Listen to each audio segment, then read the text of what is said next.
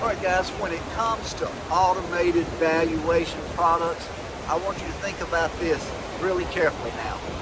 Is an ABM more accurate than the county assessor's tax records? Think about that. All this money we're talking about spending on these ABMs, and if you look at closing statements these days, you see an IT fee, a tech fee, whatever it is. They've come up with all these creative names to talk about basically a computer valuation model. And why do they do it? There's only one reason: to make a profit. Everybody wants to take a little money out of the appraiser's hand, and that's what this all comes down to.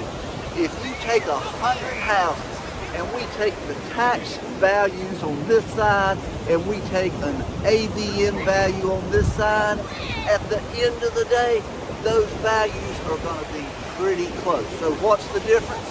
The tax record is free, guys.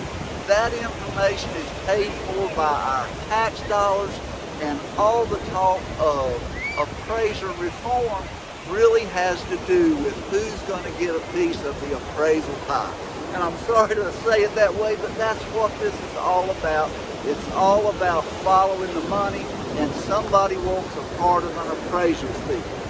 If you earn an appraiser's license, you know how hard it is to get that license. That is not easy to get. It's a lot of time, it's a lot of money, it's a lot of work, guys. And you should not be doing an appraisal fee. I can't say money amounts, but you don't want to take 50% of what somebody else considers a fair appraisal fee. It's up to you. The doctor, you don't get to tell them what to charge. Nobody should get to tell us appraisers what to charge. You work long and hard to get that license, and it doesn't matter if it takes you 2 minutes or 2 hours. It's for what you know, guys. It's not for how much time it takes you to do it. It might have taken you 20 years to come up with the knowledge, even if it's 5 years or 10 years. You're not getting paid for time just like that surgeon. You're getting paid for what you know. And don't let other people guide us. We are appraisers. We're valuation experts. We are trained to be the police department. We're trying to look after banks, and sometimes banks don't really want us to look after them. They just want to close a loan, and sometimes that's like talking to a brick wall. It's hard to fight sometimes. But our job is to be unbiased and fair. Do it the best you can, and don't let anybody influence you. That's what our job is. And until that changes, we're just going to do the best we can with the information we have available, and try not to let other people steer the direction of this industry. It's a great industry. It's going to be around for a long time, but it's time for us to take control. And I also hope you'll consider joining the National Association of Appraisers. It's time for us to have one voice that we can talk with.